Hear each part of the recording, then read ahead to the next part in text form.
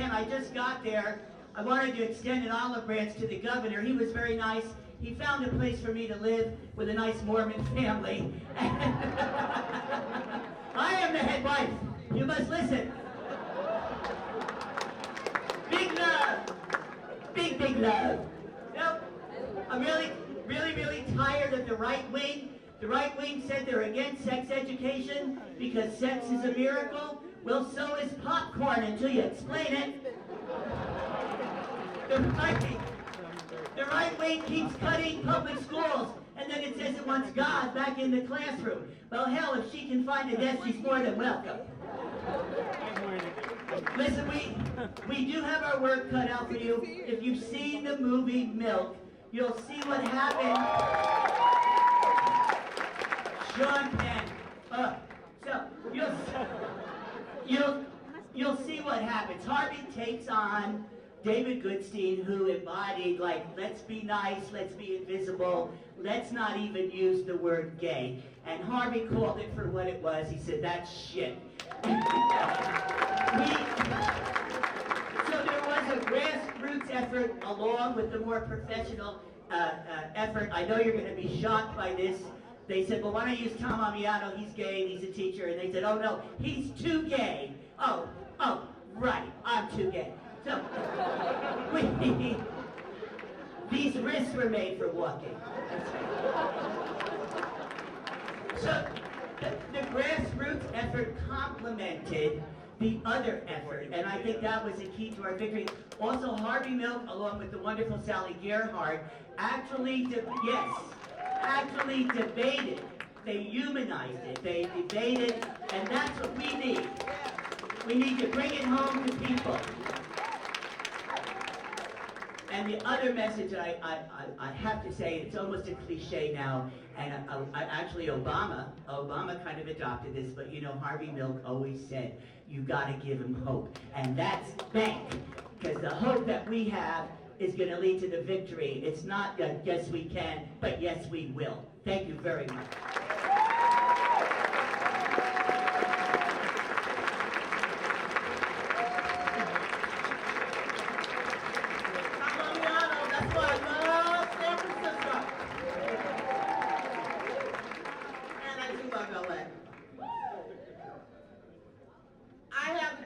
To make. I am head over heels, crazy in love with Eva Paterson. Truth be known, and I think you can get a little feel of it, I'm something of a troublemaker. Always have been, will probably always will be. And when you're the kind of troublemaker that I have been, trust me, you need not just a good attorney, you need the best attorney. And as such, Eva Paterson has been my premier civil rights attorney for now nearly 18 years. And to be a troublemaker, you have to have audacity. And a while back, myself and some friends had the audacity to say, look, you know that voter registration card that we all have to fill out? There's some BS on it. It's confusing, it's turning people away, especially ex-offenders, because the language is too garbled up. Here, we rewrote it. This is what we think it should be. Eva, who at the time was executive director of the Lawyers Committee, along with other great attorneys, Robert Rubin and others. We said, can we get this changed? And she said, yes, we can. Went after that, and we did. Went after that, we decided that, okay, well, Constitution says that there are certain provisions that allow for certain offenders to not only register to vote, but also to vote. We came up with the audacious idea then, you know what that means? We can go into the San Francisco jails and register people to vote. And love them, but there's nothing that the sheriff can do about it. There's nothing that the registrar of voters can do about it. There's nothing that the governor can do about it. went to Eva and said, can we do this? She said, yes, we can. We made it happen. But one of the best phone calls I ever had, there's two. One from Eva and her colleagues that said, Andrea, okay, we registered people to vote in the jails, we got them to vote, and by the way, they actually turned down a measure to build new jails. By the number of people, the number of inmates that we registered to vote, had to vote, I'm still making up for that with the sheriff. I owe him a lunch, but hey, things happen. That's what happens with troublemakers. But the phone call that I got said, you know, Governor Pete Wilson, remember him? He is refusing to implement what was known as the Voter Registration Act of 1992. You're cutting into our meeting time. I got it. Hold up, brother. This will be worth it. I promise you. We decided that we would sue Pete Wilson for not allowing everyone their civil and equal rights to vote in the state of California, to register to vote. We had a case that not only made it through the state Supreme Court, through the federal courts, but all the way to the U.S. Supreme Court. And the next best phone call that I got was, hey kid, we did it, you won, voter registration is open in the state of California.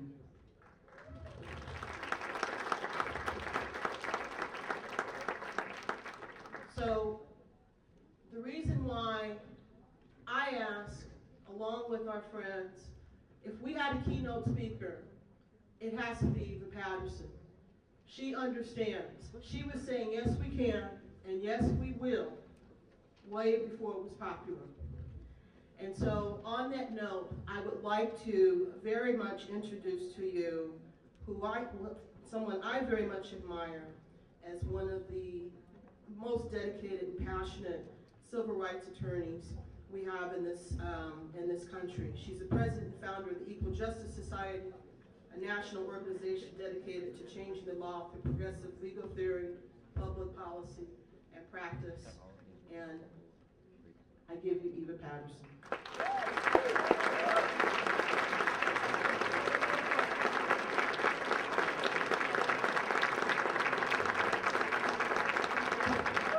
Good morning. You guys are scary. You act like black folks yelling out and saying, "Sit down, you gotta hear me." I feel right at home. I'm very honored to be here. I'm excited, but also apprehensive because I knew it was going to get all funky up in here, and it did. And I'm just going to be very honest and speak very truthfully. It also feels like one of those movies you see where the family comes together at Thanksgiving. There's the crazy uncle and the nephew you don't really like, but you have to eat turkey with them. Okay, that's what y'all are like. I'm crazy too, which is why I'm here. I'm also going to channel Sarah Palin,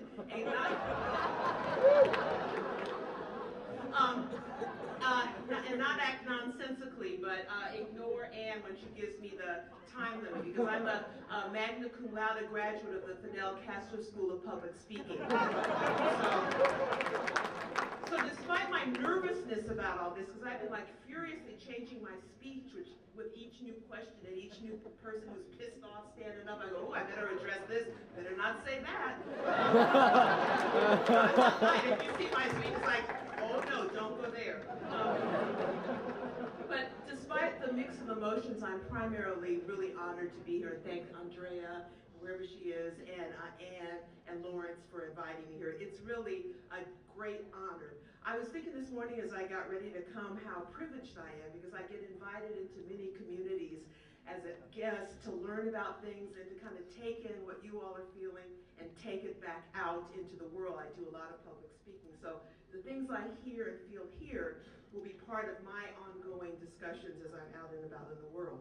I love the, oh, thank you. I love the minister who rang the bells, and everybody for like a minute was all kumbaya, and then you quickly ran away from that.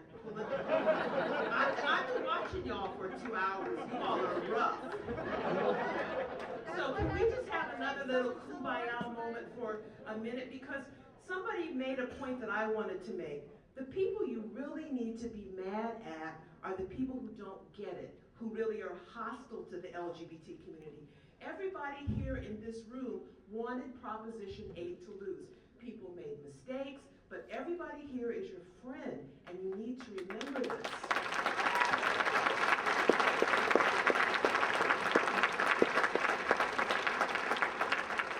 One of the comments that I was going to make later, but I'm going to make now, is a paraphrasing of what somebody once said to me. They said, if the progressive community had a firing squad, it would be a circle. Okay? Okay? And it's okay to talk about mistakes and the like, but everybody up here wanted Proposition 8 to lose, and people need to remember that. So get it all out, forgive and forget, although I have to say, to be honest, I am a veteran of many initiative wars, and it's easier said than done. I was up here going, yeah, everybody should like everybody. But I remember how angry I was at some folks who I was in coalition with, and I thought they just screwed up, and I wanted to just slap them. So I understand your anger, I really do, but you gotta get over it, because we have really serious work to do. So can we just take a moment of silence? I don't have the bells, but just chill, go to the highest common denominator, not just the people in this room, but the people around the world. November 4th was a wonderful day and a horrible day. It was horribly bittersweet. I was in DC on Tuesday. It was incredible. Things are changing. All around the world, people have a sense that things can be better.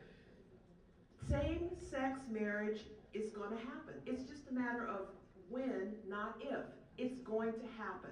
And I'll be more blunt than David Binder. The people who are against you are going to die. I mean, that's just straight up. Straight up. Okay. That's not very kumbaya, is it? So let's just have a moment of silence to kind of get on the same page again and know it's going to be all right. It's going to be all right. Just a moment of silence.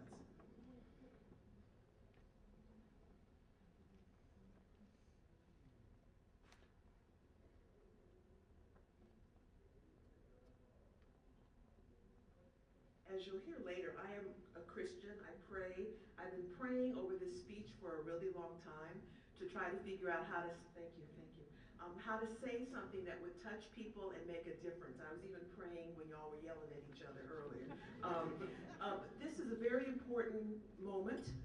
It's a very important moment for an alliance between all kinds of people in the progressive community.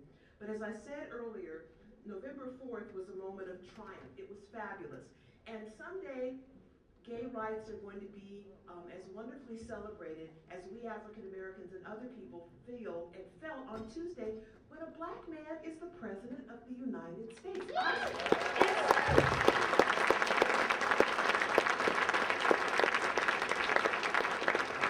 This community will have that moment. I know that you will, and it's going to be a wonderful moment.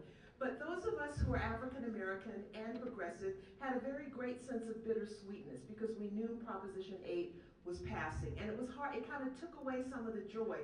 And one of the things I want to say to you as a black Christian is that many of us felt really, really bad that night. You need to know that.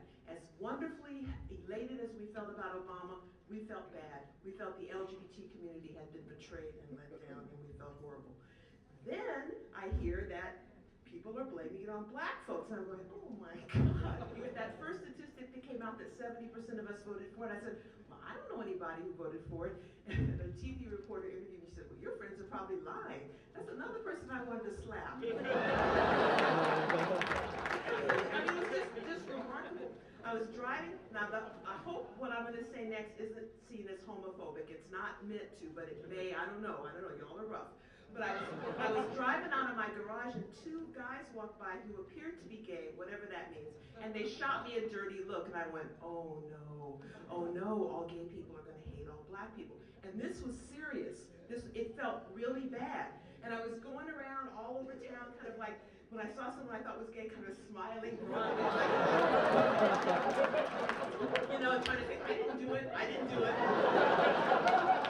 I'm serious. I'm not joking. It felt bad. And all of a sudden, I understood how progressive white people might feel around black folks when some of this crazy, excuse my French, shit goes down, and you're going, I didn't do that. So I really, for the first time, understood for a nanosecond what it must have feels like to be white, and then it passed.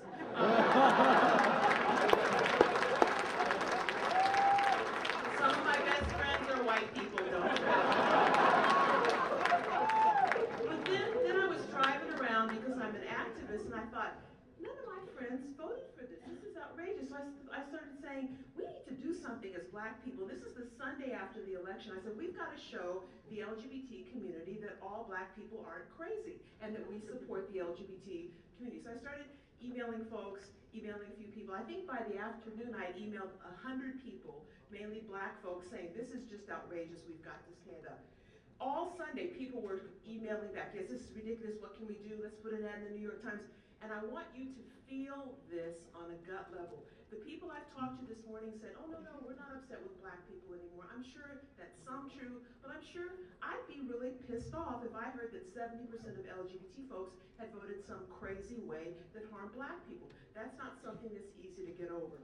But I'm standing here as a witness to the fact that that is just not true. And I want to speak to why some black people did vote yes, and I think you need to understand that, and it's going to help us win the next time. I need to talk fast because there's so much to say, but then I was invited to speak at the LGBT Center in San Francisco. I was just scared to death. And this is when the 70% statistic was still out. And I just spoke my truth. I said, look, there are knuckleheaded black people who are homophobic. There are knuckleheaded gay people who are racist. And we all know that that is true. I think people appreciated the candor. I explained, and I'm going to talk to you about this in a second, and I will talk fast, about why some Christians who are good people would end up voting for Proposition 8. So here's who I am. And I was walking in the room today, and I felt like, oh, is that person giving me a dirty look? Oh, my God, I didn't vote for it. Don't look at me like that. But this is who I am. I'm a straight, black woman, activist, attorney. Maybe that's why people looked at me askance. Christian. Supporter of marriage equality, big fan of David Binder, huge fan of the fabulous Kate Kendall. Where is she? Is she here? That's my girl. Kate is my girl. And I have seen her look so pained at the attacks that have come her way from running the campaign. She and I talked quite a bit during the campaign. I'm a veteran of many initiative campaigns, so she purposely reached out to me as a black person, as a veteran of the initiative wars. I'm also a joker. I guess I don't need to say that anymore. I'm also not a racial nationalist. I'm a real rainbow person. And I don't believe that Christianity is the only way to be a good person. It's my personal choice, but as Obama said, non-believers, Muslims, Jews, a whole range of people can be good. And there are some evil people who call themselves Christians. So that's important to be known. So there are a number of things I want to cover. I want to talk about black folks and homosexuality, the role of Christianity in Prop 8 campaign, marriage equality as a civil right. I'm a civil rights activist. Marriage equality is a civil right. I don't understand why that's controversial. The sky is blue, marriage, except right now. The marriage equality is a civil right. I also want to take a quick cold-blooded look at campaigns, and then I want to urge you not to have the circular firing squad. You've just got to stay away from that. I also want to talk quickly about creating and maintaining effective alliances. I have some suggestions, and then we need to talk about forgiveness. People on the campaign screwed up. A campaign is an art, not a science. There's no real roadmap to it, and people are going to screw up, but you almost won. We almost won, and we'll win next time. And we may win in the California Supreme Court. Game over. Right. David Binder gave you a great rundown of the people who voted for Proposition 8. I'm going to collapse a lot of what I'm going to say because you do want to get into the question and answer period and the discussion. The points I want to touch on are the people who regularly attend church. And then I think you need to understand a bit about the black community and homosexuality. There's a lot of denial in our community about the existence of homosexuality in our community. There's also this thing, and I don't know if it's true, but I just want to put it out there because I think it's something to think about, and I read it somewhere, and I'm not saying it's true, but it's just something to think about. For we sisters, there aren't that many brothers around to marry or date. This is real. And so there is some resentment on the part of some black women if black men are gay. That may sound messed up, but it's a dog-eat-dog world out there. And I just want to put that out there because you may have never heard anybody say that to you, and I think it just needs to be said. Christianity and Prop 8, quick things. Jesus was really cool. That's why I like him. That's why I'm a Christian. He was a rebel. He was hated by people in power, by Jews and Romans alike. He was executed. He was all about profound love for people who weren't necessarily seen as so wonderful in society. Now think about what has happened to the perversion of Christianity. Some of the Christian dogma has been used against your community. But think about this. Christianity was used to legitimize slavery. Black people were seen as not having souls, as not being people who could go to heaven. I don't want to trash Mormons at all, but and I always get nervous when I go to Utah. And Kate, I'm really sorry, but you left. But my understanding is that up until recently, black people couldn't go to Mormon heaven. So this is the same group that has come after this community. Is it not true?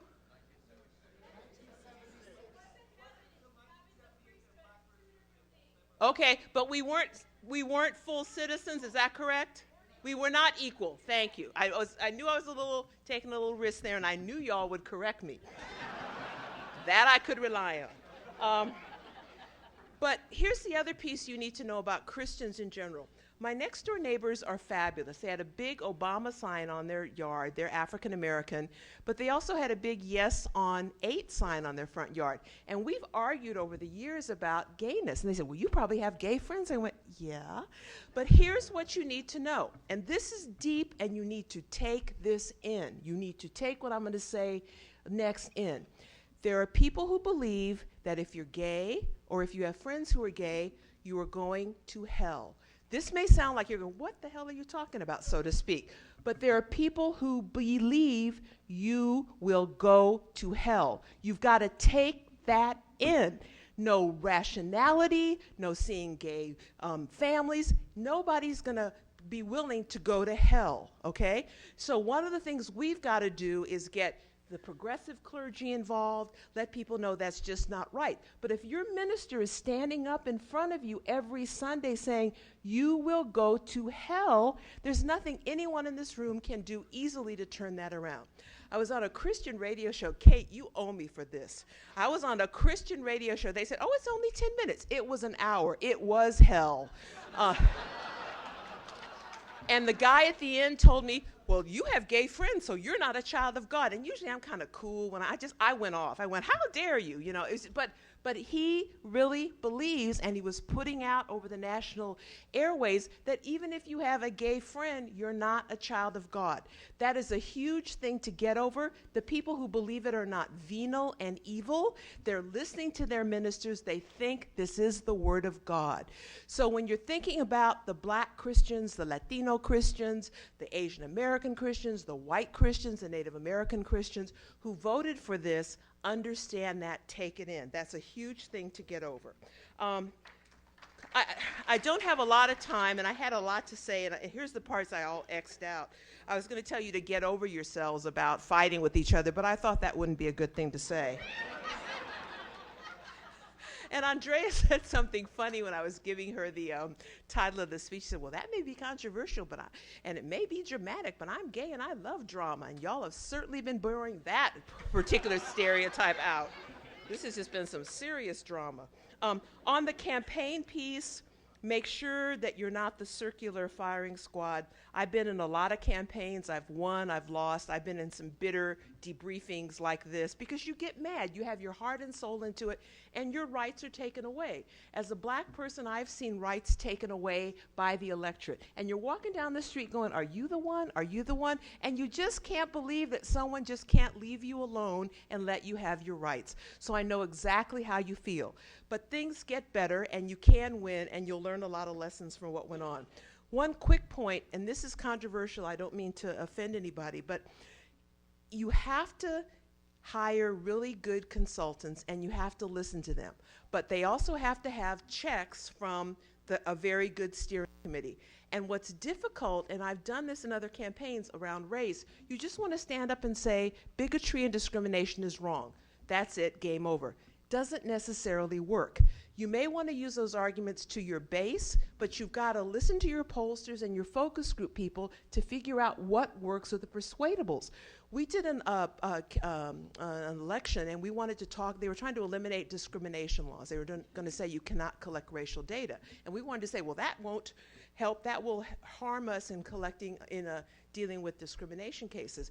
That didn't work. We found out that what did work was by saying the failure to collect racial and ethnic data will result in bad health for white people. If you said that, seriously, the polling said if you say it will hurt people of color, people didn't care. That's the day I just wanted to quit and say, WTF, I'm out of here. I'm running my jazz club. These people are ridiculous. And so I know how you feel. When the arguments that are close to your heart don't move the electorate, it's very painful. You just want to say, forget it. We came back the next day and said, well, if that's what's going to work, that's what's going to work. So we found, no offense about what I'm going to say next, we found the whitest white person we could find who was not an albino and had them give the message. It was Dr. C. Everett Koop basically saying, if you vote for this, you will die.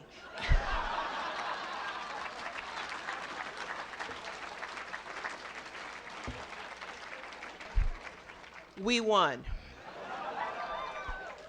I got to stop or they're going to get the hook and somebody's going to start yelling at me from the audience. That's all right. I'm used to it. But a couple of things. It's very important that we, and Baird Rustin, who was gay activist with Dr. King, he talked about something called the Grand Coalition. And it was a coalition that wasn't a silo-based coalition. It was race, women, labor, choice, LGBT, although I think back in the day, LGBT, we weren't invited to the party at that time, so it was very, very difficult. So Baird Rustin's idea of the Grand Alliance, I think, is something we have to embrace right now as a movement. And it can't be just, okay, black folks, why didn't you vote for us? You've got to vote for us this time. It's got to be a two-way street. And you've got to support the stuff we need, okay?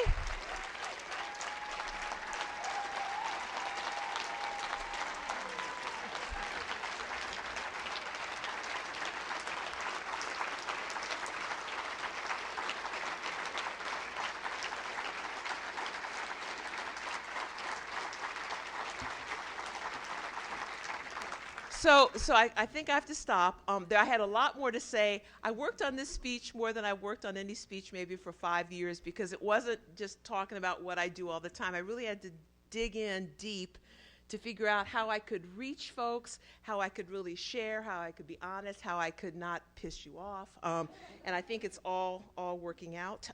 I'd like to close by reading some comments from the prayer that Bishop Eugene Robinson gave that wasn't shown on HBO. Jon Stewart was funny. I don't know if you saw Eugene Robinson on The Daily Show, but he said something like, well, as a bishop, you can only move crossways. And he said, well, there's a queen on the table. I went, whoa. It even shut up Jon Stewart. He fell out. But here are some excerpts of what he said. Bless this nation with anger at discrimination at home and abroad against refugees and immigrants, women, people of color, gay, lesbian, bisexual, and transgender people. Bless us with patience and the knowledge that none of what ails us will be fixed anytime soon, and the understanding that our president is a human being, not a messiah. Bless us with freedom from mere tolerance, replacing it with a genuine respect and warm embrace of our differences. Thank you so much.